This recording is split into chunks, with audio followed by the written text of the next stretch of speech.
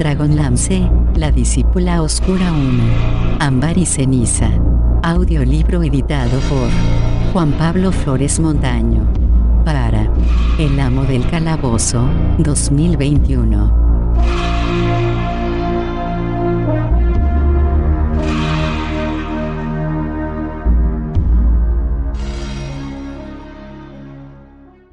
Capítulo 19. 10. Haven era una ciudad muy grande, la más grande que había visto Rhys hasta entonces. Beleño y él se pasaron varios días pateando de aquí para allí, dando la descripción de su hermano, buscando a alguien que hubiese visto a Yeun. Cuando finalmente dieron con el dueño de una taberna que se acordaba de él, Rhys descubrió que su hermano no se había quedado mucho tiempo en Haven, sino que se había marchado casi de inmediato. Lo más probable era que hubiese ido a Solace, considerando que todo el mundo que viajaba por Abanasinia acababa yendo a Solace. Así pues, Rhys, Beleño y Ata continuaron viaje. De pequeño Rhys había estado en Solace con su padre y recordaba muy bien la ciudad, famosa en leyendas y la tradición popular por el hecho de que sus casas y comercios estaban construidos entre las ramas de los enormes Vallenboads. Su mero nombre conjuraba imágenes de un lugar donde los heridos en cuerpo, mente y alma podían ir para hallar consuelo. Los recuerdos infantiles de Rhys sobre Solace eran de una ciudad de gran belleza y de gente amistosa. Encontró Solace muy cambiada. La ciudad había crecido para convertirse en una urbe ruidosa y ajetreada donde reinaba la confusión y el alboroto y que rugía con voz estentórea. A decir verdad, Rhys no habría reconocido el lugar de no ser por la legendaria posada El Último Hogar. E incluso la posada había cambiado al crecer y agrandarse, de forma que ahora se extendía sobre las ramas de varios Vallenboads. Debido a que las viviendas originales se habían construido en las copas de los árboles, los ciudadanos de Solace no habían necesitado levantar murallas para proteger sus hogares y negocios.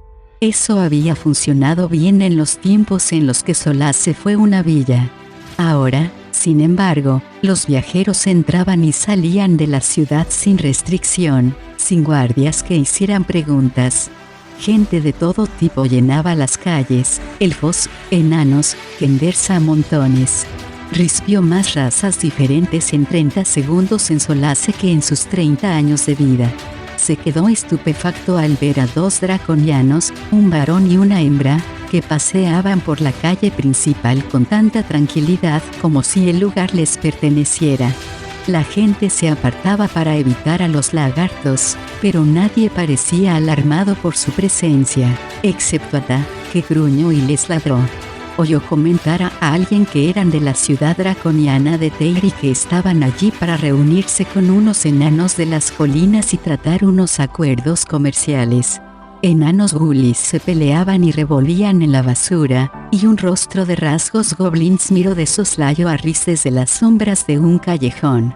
El goblin desapareció cuando una tropa de guardias, armados con picas y equipados con cotas de malla, pasaron calle adelante acompañados por una caterva de chiquillos que llevaban cacerolas en la cabeza y empuñaban palos. La humana era la raza predominante. Humanos de piel negra procedentes de Egot se mezclaban con bárbaros de las llanuras toscamente vestidos y con palantinos ricamente engalanados, todos ellos empujándose y dándose codazos e intercambiando insultos. También todas las profesiones tenían representación en Solace. 3 hechiceros, 2 con túnica roja y 1 con túnica negra, chocaron con Rhys. Iban tan absortos en su discusión que ni siquiera repararon en él ni se disculparon. Un grupo de actores, que se referían a sí mismos como la compañía itinerante Gilean, venían danzando calle abajo al toque de un tambor y panderetas, con lo que el nivel de ruido aumentó. Todos tenían algo que vender o buscaban algo que comprar, y todos gritaban a voz en cuello. Mientras todo esto ocurría al nivel del suelo, Rhys alzó la vista para ver a más gente que se desplazaba por las pasarelas y los puentes de cuerda que iban de un Vallenboad a otro como filamentos de seda de una gigantesca telaraña.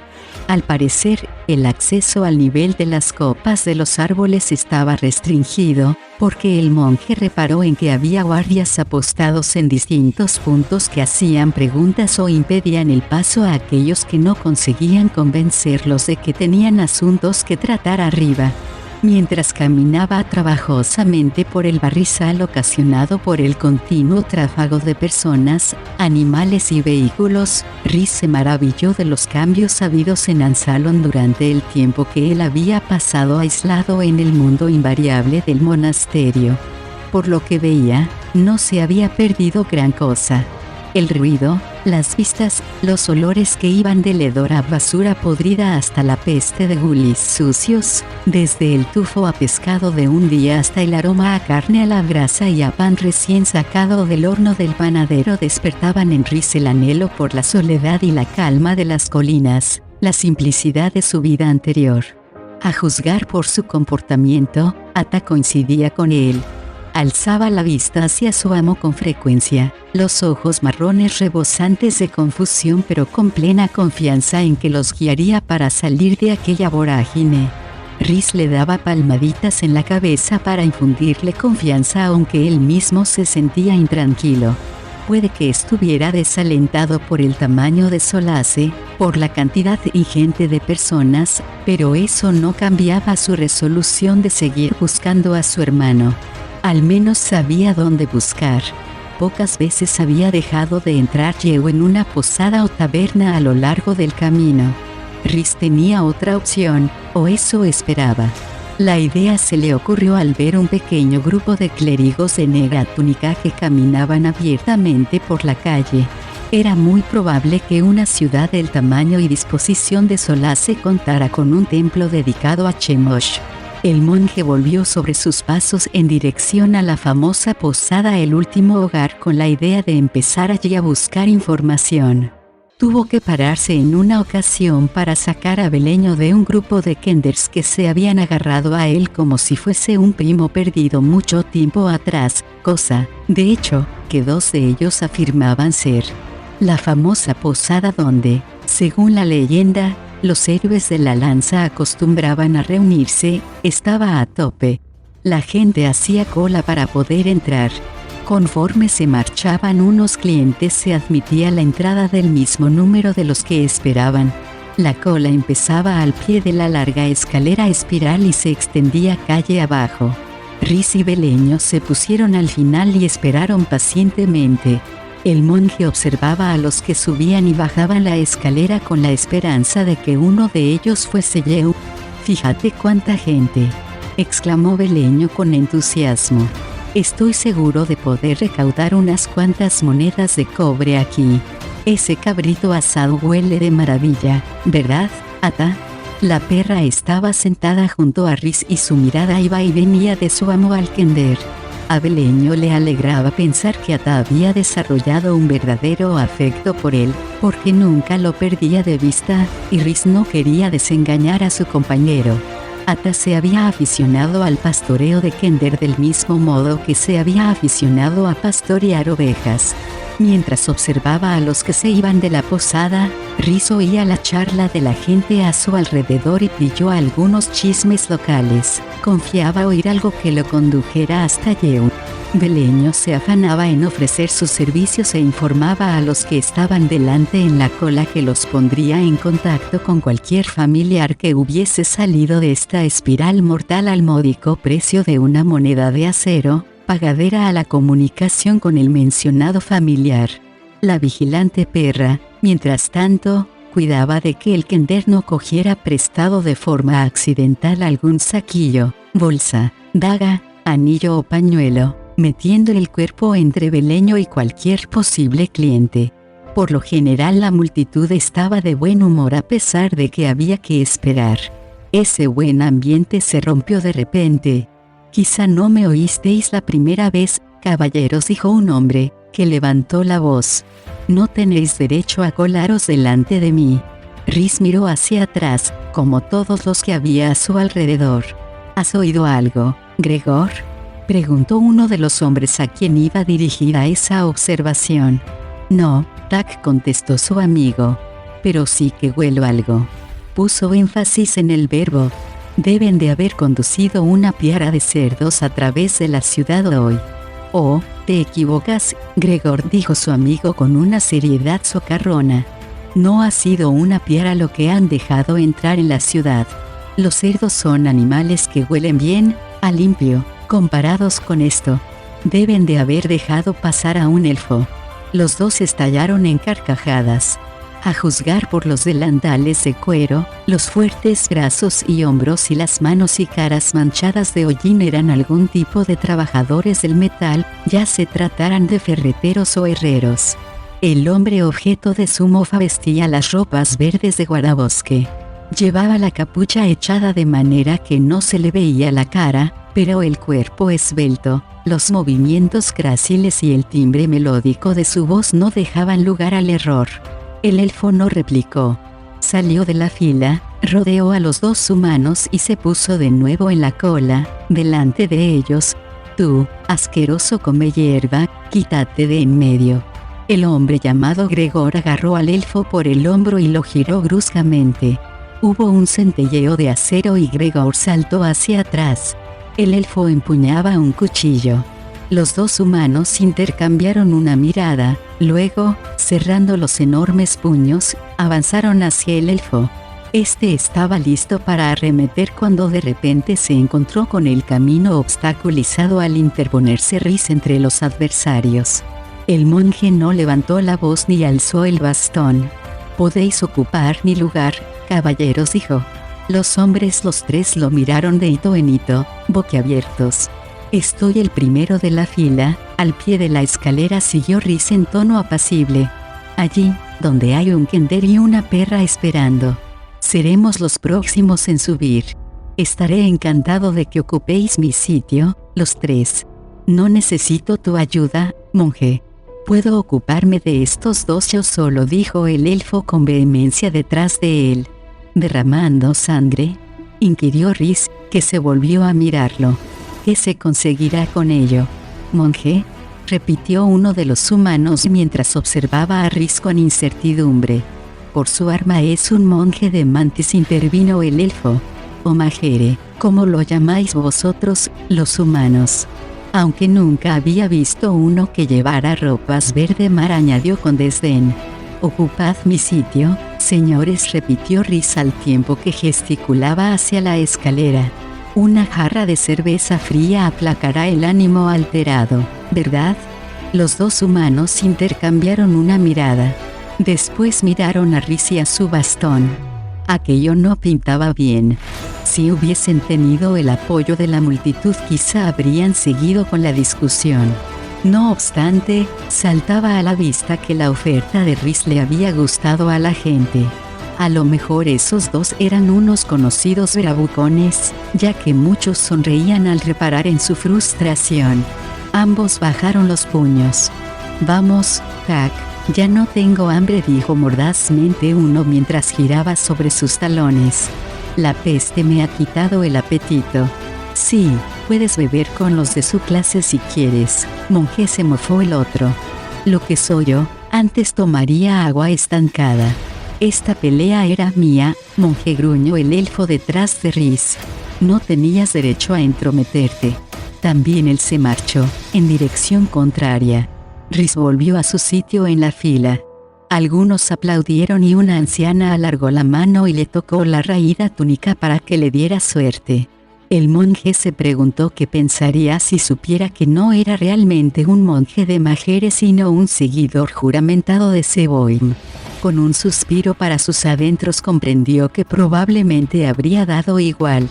Les había caído bien, a la anciana y a la multitud, del mismo modo que se habrían sentido satisfechos con una función de títeres. Ocupó su sitio junto a Beleño, que observaba ávidamente, admirado y excitado. Un hombre que regulaba el acceso a la posada interrumpió las anhelantes preguntas del kender. «Sube», monje, llamó a la par que hacía un gesto para que entraran, antes de que ahuyentes a los demás clientes. Todos se echaron a reír y la multitud aplaudió mientras Rhys, Beleño y la perra subían la escalera. El kender saludó con la mano y se inclinó precariamente sobre la barandilla. ¿Alguno de vosotros querría entrar en contacto con un ser amado que ha pasado a mejor vida? Preguntó a voces. ¿Puedo hablar con los muertos? Rhys lo agarró por el hombro y lo condujo suavemente a través de la puerta abierta. La posada El Último Hogar había alcanzado fama imperecedera durante la Guerra de la Lanza, ya que fue allí donde los legendarios héroes de la Lanza iniciaron una búsqueda que acabaría con la derrota de Takisis, reina de la oscuridad. La posada pertenecía a los descendientes de dos de aquellos héroes, Caramon y Tika Majere. Al prestar atención al chismorreo mientras esperaban en la fila, Rhys se había enterado de muchas cosas sobre la posada, sus propietarios y Solace en general. Una hija, Laura Majere, dirigía el establecimiento. Palin, su hermano, había sido antaño un afamado hechicero, pero en la actualidad era alcalde mayor de Solace. Había algún tipo de escándalo relacionado con su esposa, pero al parecer estaba resuelto. Laura y Palin tenían una hermana, Desia. La gente ponía los ojos en blanco cuando se la mencionaba. El alguacil de Solace era un amigo de Palin, un antiguo caballero solámnico llamado Gerard. Por lo visto era un alguacil popular, con reputación de ser duro pero justo. El suyo era un trabajo ingrato, al menos en opinión de los parlanchines, ya que Solace había crecido demasiado, en perjuicio propio. Además, estaba ubicada cerca de la frontera de lo que en tiempos había sido el reino elfo de Qualinesti. La dragona Beryl había expulsado a los elfos de sus hogares y en la actualidad Qualinesti era un territorio salvaje, anárquico e incivilizado, refugio de bandas errantes de forajidos y goblins. La posada El Último Hogar había experimentado varios cambios con el paso de los años. Aquellos que la recordaban de los tiempos de la Guerra de la Lanza no la habrían reconocido ahora. Los dragones la habían destruido 2 veces, quizá más, había una discusión al respecto, y además de reconstruirla se le habían hecho varias ampliaciones y renovaciones. El famoso mostrador hecho con el Vallenbold seguía en su sitio. La chimenea, junto a la que antaño se sentaba el tristemente célebre hechicero Raistlin Majere, se había desplazado a otro punto para dejar espacio para más mesas. Se había construido una ala más para acoger al creciente número de viajeros. La cocina ya no estaba en su antigua ubicación, sino en otra completamente diferente. La comida seguía siendo buena, mejor, según algunos, y de la cerveza aún se hablaba en términos casi reverentes por parte de los conocedores de todo Ansalon. Al entrar, Rhys se quedó impresionado con la atmósfera que reinaba en la posada, que era alegre sin resultar bulliciosa o escandalosa. Las atareadas camareras encontraban tiempo para reír e intercambiar amistosas pullas con los clientes habituales. Un gully que manejaba una escoba mantenía el suelo impoluto. Las largas mesas de tablones donde tomaba asiento la clientela estaban limpias. Beleño se lanzó de inmediato a su discurso. El kender habló muy deprisa, ya que sabía por experiencia que rara vez llegaba lejos antes de que lo hicieran callar de forma expeditiva. «Puedo hablar con los muertos», anunció en voz alta, que se oyó claramente por encima de las risas, los gritos y el ruido del peltre y la loza. «¿Hay alguien que tenga seres queridos que hayan muerto recientemente? En tal caso, puedo hablar con ellos en vuestro nombre. ¿Son felices en ese estado? Os lo puedo decir. No se encuentra el testamento de Tiobat. Puedo enterarme dónde lo dejo a través de su espíritu. ¿Olvidaste decirle a tu difunto esposo cuánto lo querías? Puedo transmitirle tus recuerdos». Algunos clientes no le hicieron el menos caso.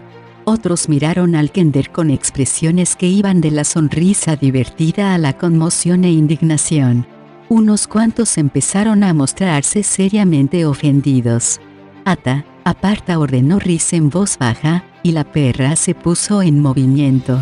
Trotó hasta el kender y le empujó las piernas con el cuerpo de forma que a Beleño no le quedó más opción que retroceder o irse al suelo por encima del animal.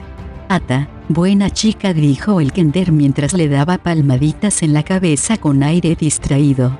Jugaré contigo en otro momento. Ahora tengo que trabajar, ¿sabes? Intentó rodearla y trató de pasar por encima.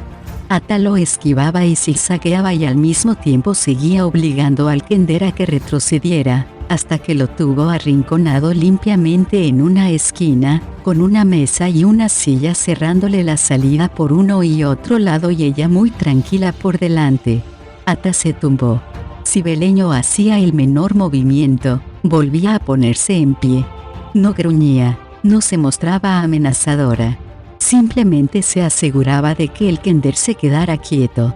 Mientras los parroquianos de la posada observaban la escena con asombro, una camarera se acercó presurosa y se ofreció a conducir a Rhys hasta una mesa. No, gracias, dijo él. He venido por información, nada más. Busco a alguien.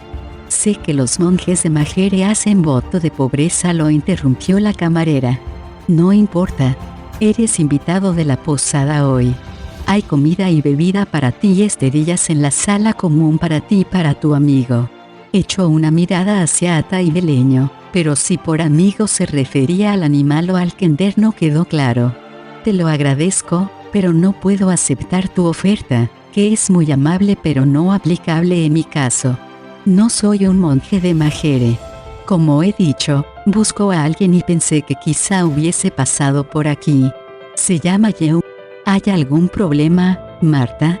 Un hombre alto y fornido, con una mata de pelo color de paja y un rostro que podría denominarse feo de no ser por la firmeza de los rasgos y por la sonrisa cordial, se acercó a donde Rhys y la camarera hablaban.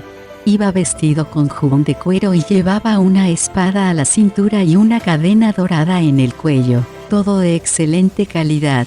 Este monje ha rehusado nuestra hospitalidad, algo así, dijo la camarera. No puedo aceptar su caridad, señor, explicó Rhys. La recibiría de manera fraudulenta.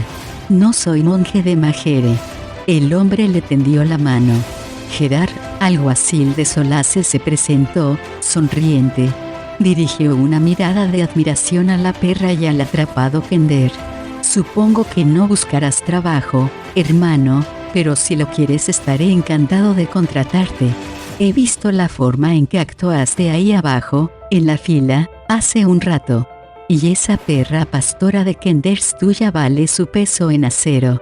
Me llamo Rhys Alarife. Gracias por la oferta, pero he de rechazarla. Rhys hizo una pausa y después añadió suavemente, si estabas viendo lo que ocurría entre esos dos hombres y el elfo, alguacil, ¿por qué no interviniste? Gerard esbozó una sonrisa pesarosa.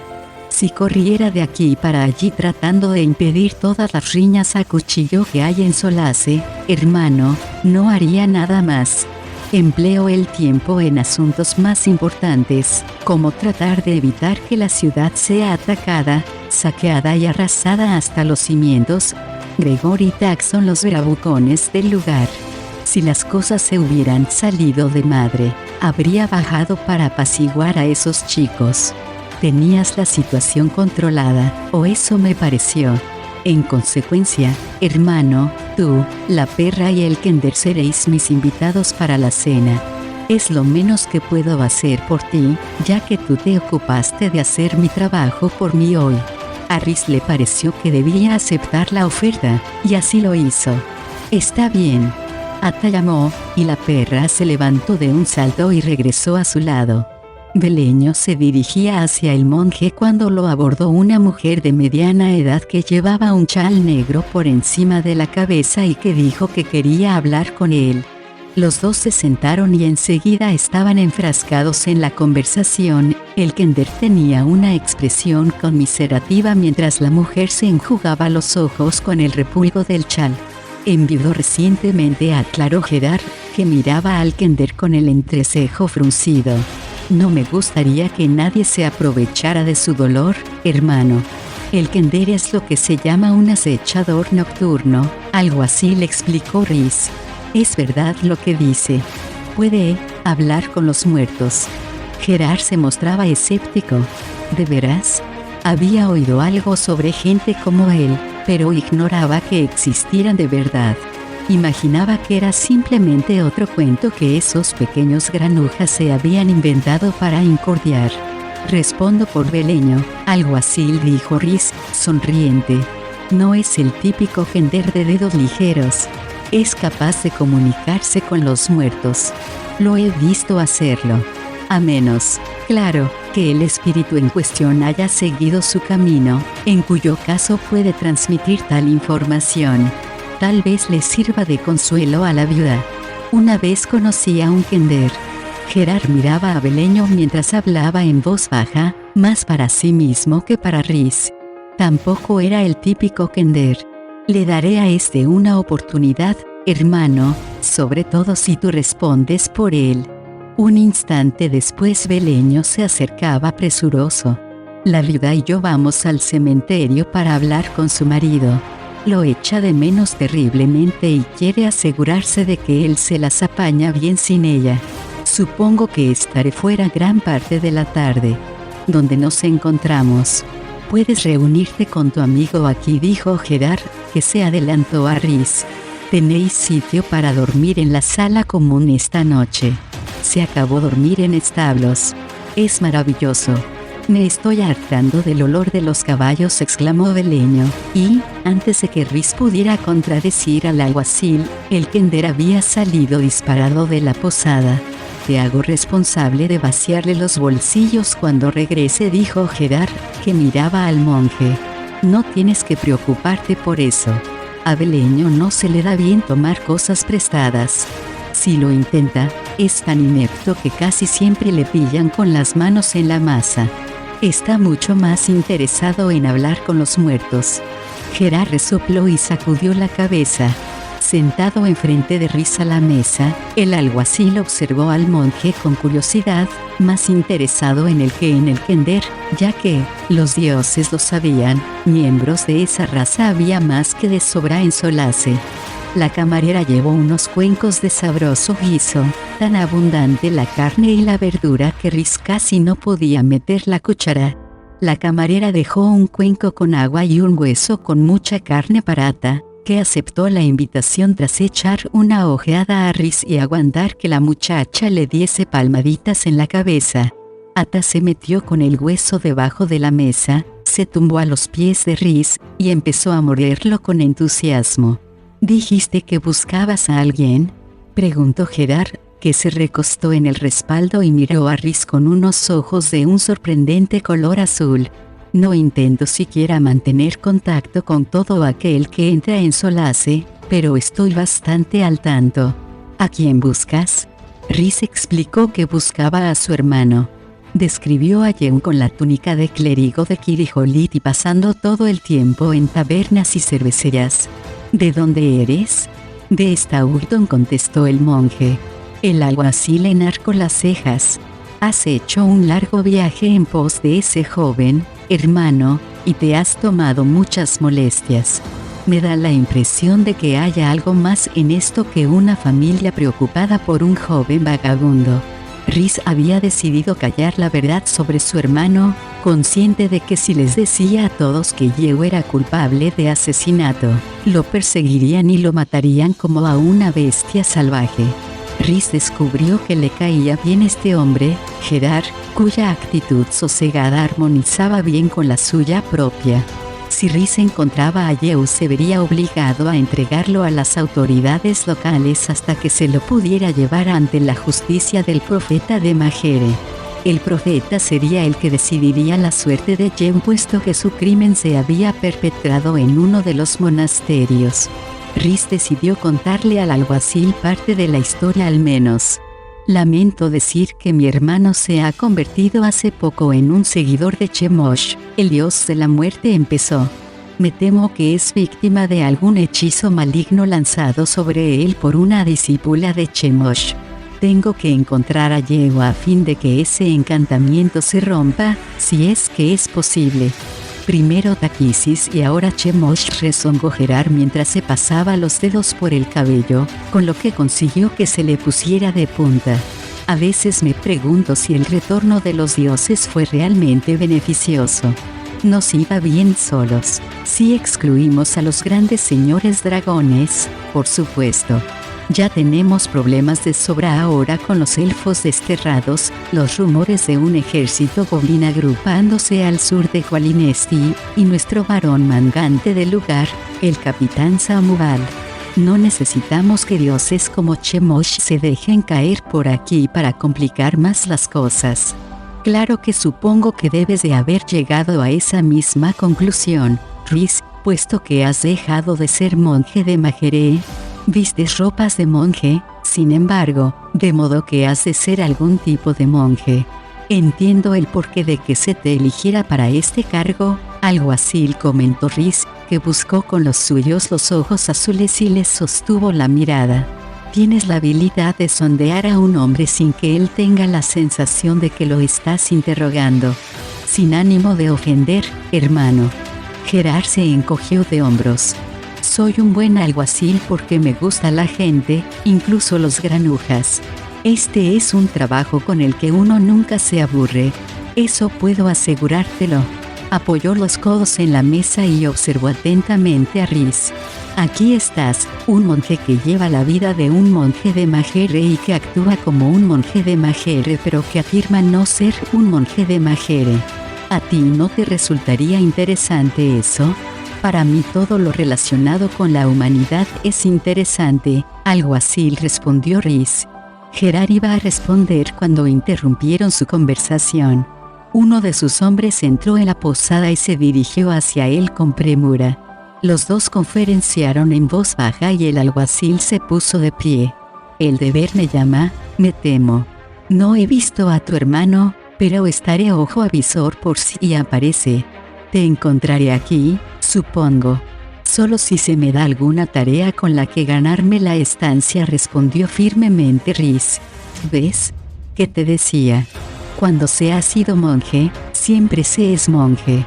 Gerard sonrió, volvió a estrechar la mano a Rhys y se marchó. Solo había dado unos pasos cuando volvió. Casi lo olvidó. Hay un templo abandonado a unas manzanas de la plaza, en lo que los vecinos llaman Ringlera de Dioses. Al parecer, en tiempos, ese templo estuvo dedicado a Chemosh. Ha permanecido vacío desde que se tiene memoria en el lugar, pero quién sabe. A lo mejor ha vuelto. Ah, y hay una taberna apartada, en las afueras, que se llama El Abrevadero. La frecuentan jóvenes tarambanas. Podrías intentar buscar a tu hermano allí. Gracias, alguacil, investigaré las dos cosas, respondió Rhys, agradecido por la información. Buena casa, deseó Gerard, que se despidió con un ademán mientras se alejaba. Rhys se terminó el guisado y llevó el cuenco a la cocina, donde acabó por convencer a la renuente Laura Majere de que le permitiera trabajar para pagar su hospedaje. Tras ordenar a Ata que se quedara en un rincón donde no estorbaría, Rhys lavó los platos, subió agua y leña por la escalera de la cocina y cortó patatas, destinadas para usarlas en uno de los platos más famosos de la posada. La tarde se hallaba avanzada ya cuando Rhys concluyó aquellas tareas. Beleño no había regresado todavía, así que Rhys preguntó a la cocinera cómo ir al abrevadero. Su pregunta fue recibida con una expresión sobresaltada. La cocinera estaba segura de que tenía que estar equivocado, pero Rhys insistió y, finalmente, la cocinera se lo dijo, e incluso llegó a salir al rellano de la escalera para señalar el camino que tenía que tomar. Antes de marcharse, Rhys llevó a Ata al establo y le dio la orden de esperarlo allí. La perra se tumbó sobre la paja, con la cabeza apoyada en las patas, y lo miró. No le gustaba la orden, pero la obedecería de todos modos. El monje había considerado la posibilidad de llevarla consigo. Era una perra obediente, una de las mejores que Rhys había entrenado, pero la había tomado con Yeu desde el principio y, después del violento ataque de su hermano contra él, Ata no esperaría la orden de su amo para tirarse a la garganta de Yeu. Rhys le dio una palmada y unos trocitos de carne a modo de disculpa y para que comprendiera que no la estaba castigando, tras lo cual se marchó en dirección al abrevadero, que por el nombre era justo el tipo de sitio que su hermano solía frecuentar.